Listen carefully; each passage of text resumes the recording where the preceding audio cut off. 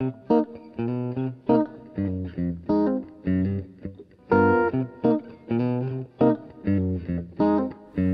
soy Julieta Osorio, comunicadora social y periodista, y hoy estamos con la Dirección Territorial de Salud de Caldas hablando de los derechos sexuales y reproductivos.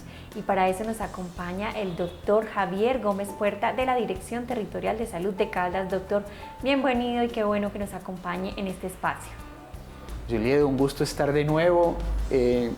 Triste por ser esta la última sesión que vamos a estar. Y por eso les recuerdo que pueden revisar todos los programas que hemos venido realizando en la página de la Dirección Territorial de Salud y les pedimos que lo compartan con su gente. Bueno, doctor, muy complacidos de haberlo tenido en todas estas secciones y hoy hablaremos del derecho a la atención en salud sexual. Cuéntenos un poco en qué consiste este derecho y a qué podemos acceder los ciudadanos en el marco de esta atención. Esperamos que, como lo hemos venido compartiendo a lo largo de los diferentes programas, para todos ya sea claro que la salud sexual no depende simplemente de la prestación de servicios en salud sexual. O sea, que la salud sexual no es simplemente lo que me ofrecen en un hospital o en una clínica, que la salud sexual implica todo lo que hemos hablado de derechos sexuales y derechos reproductivos. Que todo el sistema, y ojalá cada uno de nosotros, para apuntarle a esa salud sexual, debemos cumplir con el papel de garantes de derechos, de educadores en derechos y de vigía de esos derechos. Es decir, que podamos compartir con los demás las reflexiones que hemos venido haciendo sobre cada uno de esos 11 derechos. Que seamos capaces, si somos agredidos, nos están vulnerando alguno de esos derechos, denunciarlo.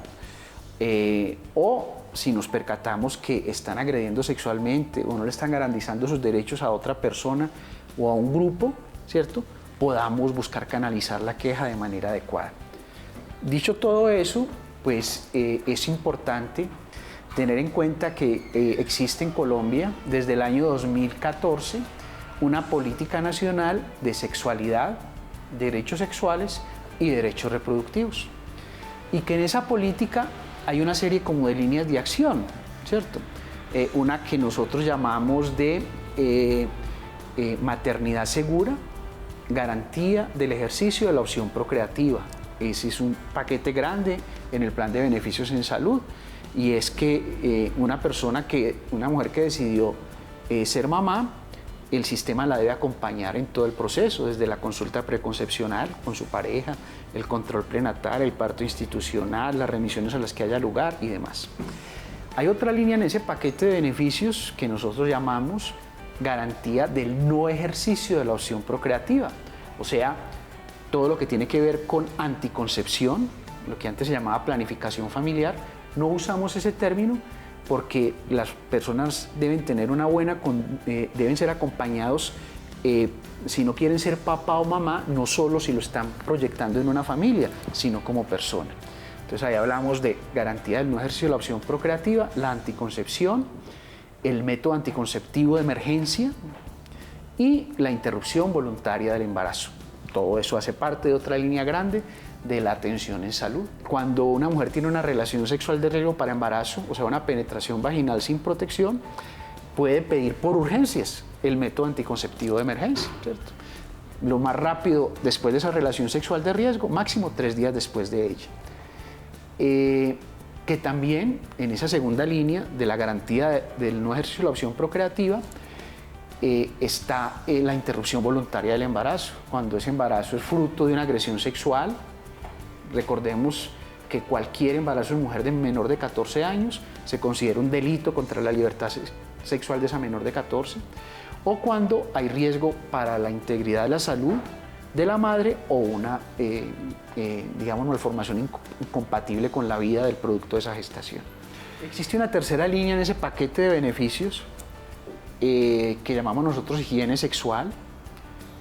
Hablamos de ella cuando hablamos del derecho a la autonomía, integridad y seguridad sexual del cuerpo. Fue la segunda sesión.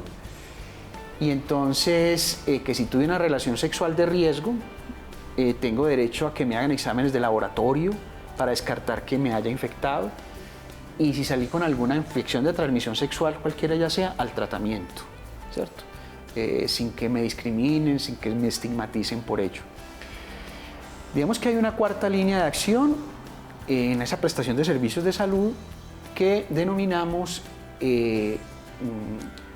servicios amigables para adolescentes y jóvenes, y es articular toda la prestación de servicios no solo en salud sexual, sino en otras áreas, salud mental, salud oral, a ese grupo poblacional, es decir, y en particular con lo sexual, que toda persona mayor de 14 años, que como hemos venido diciendo ya tiene la edad de consentimiento sexual, y hasta los 29 años tiene derecho a que le atiendan de una manera individual, preferencial y confidencial cuando va a consultar por algo sobre su vida sexual. Eso es muy importante. Tenemos una quinta línea que llamamos nosotros de diversidad sexual y violencias sexuales, es decir, a todo el acompañamiento si yo tengo alguna inquietud sobre mi identidad u orientación sexual, a eso nos referimos con diversidad sexual, o a que me atiendan de manera adecuada cuando fui agredido sexualmente y eso afectó mi condición física, ¿cierto? Fui agredido por ello. Y una sexta línea que denominamos de cáncer relacionado con la sexualidad y la reproducción, y es decir, todo ese tipo de enfermedades malignas que me pueden afectar como mujer o como hombre en mi aparato reproductor, ¿cierto? Digamos que ese es el plan de beneficios que tenemos, que es muy amplio, que está incluido, no importa si soy del régimen subsidiado o contributivo, pero insistir que la salud sexual no es la prestación de esos servicios, que como vemos es un portafolio amplísimo, sino que implica todo lo que hemos venido hablando en esta serie de programas en torno a derechos sexuales y reproductivos. Bueno, doctor, y es muy importante estos avances del plan de beneficios que ofrece el Estado para promover una buena salud sexual en los ciudadanos. Cuéntenos un poco cuáles son esas barreras de acceso o esas dificultades que de pronto manifiestan los usuarios y que, digamos, se convierten en una barrera para acceder a esas atenciones en salud sexual.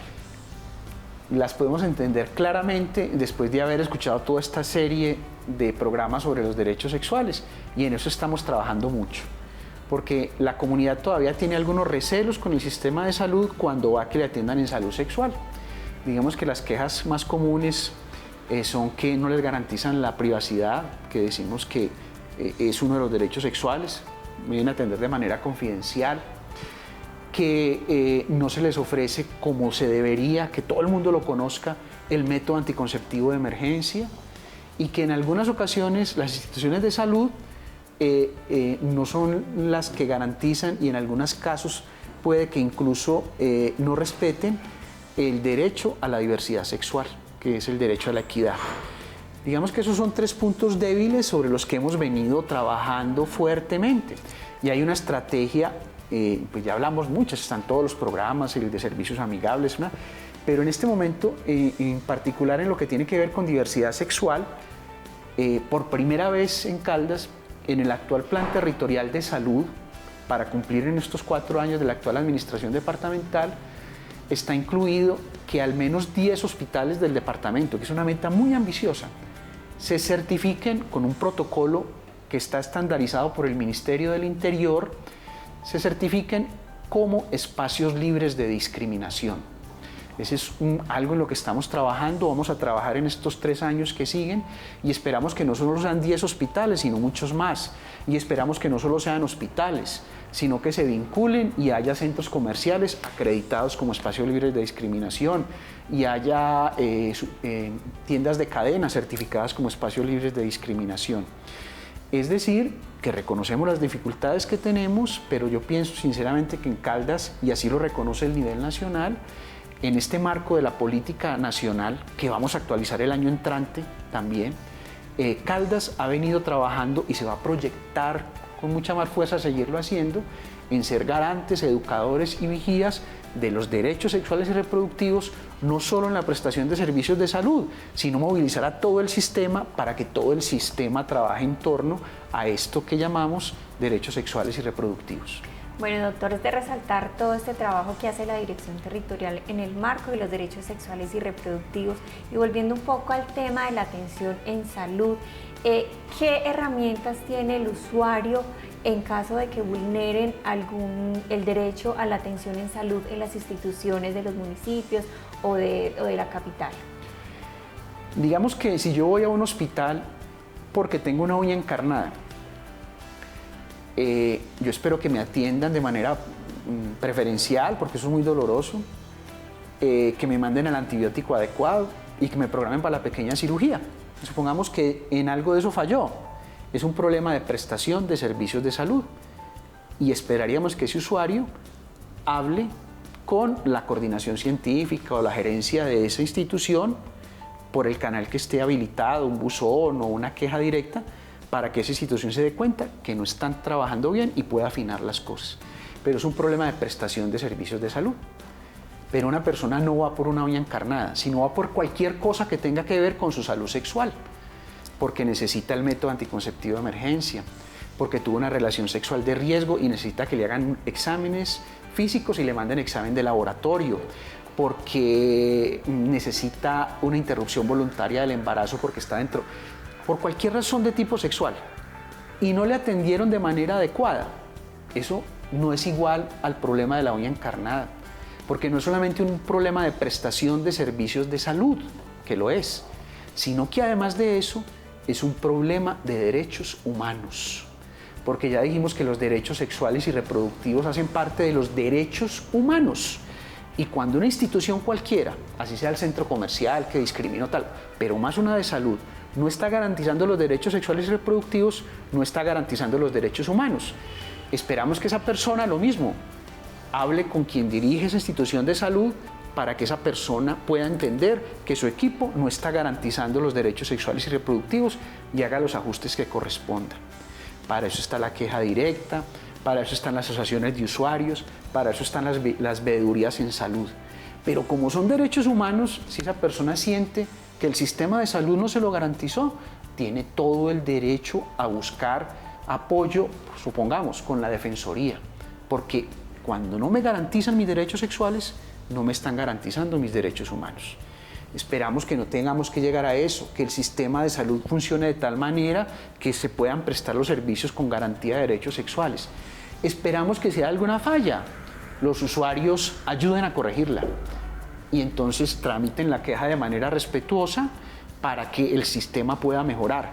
Pero si sienten que no fueron atendidos, que no fueron acogidos, que siguieron siendo agredidos, que acurran a los instrumentos legales que corresponden, porque todos tenemos que ponernos en función de la garantía, vigilancia y educación en torno a los derechos sexuales y reproductivos. Bueno, doctor, hemos tenido una amplia explicación de los derechos sexuales y reproductivos. Ya para finalizar, porque es importante comprender, ejercer y garantizar los derechos sexuales y reproductivos.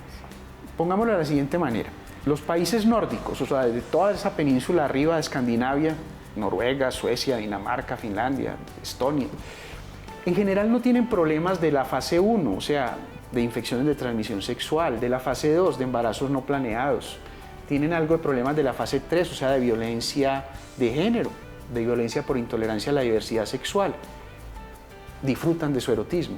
Y sin embargo siguen gastando muchísima plata en educación sexual y atención en salud sexual. ¿Por qué?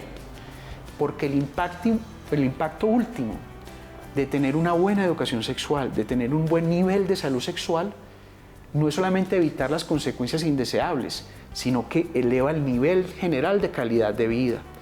Los valores sociales de lo sexual no son expresar amor, no son reforzar vínculos de pareja. Los valores sociales de lo sexual son la honestidad, el respeto y la tolerancia. Y por eso vale la pena trabajar fuertemente. Imaginemos el momento histórico en que está en Colombia, en una situación de posconflicto, en una situación de incertidumbre sobre la validez de la institucionalidad. Imagínense la importancia de que el pueblo colombiano, a través de un buen proceso de educación sexual y de atención en salud, se considera con sí mismo, respetara a los demás como iguales y pudiera socializar estos valores: honestidad, respeto y tolerancia. Bueno, doctor, muchísimas gracias por acompañarnos. Es de resaltar este esfuerzo qué hace la Dirección Territorial de Salud de Caldas por promover los derechos sexuales y reproductivos. Esperamos que hayan disfrutado de estas sesiones, que hayan aprendido y que tengan todas esas inquietudes, las despiertan y puedan aprender para ejercer esos derechos sexuales y también garantizarlos desde los diferentes entornos. Muchísimas gracias y esto es un esfuerzo de la Dirección Territorial de Salud de Caldas.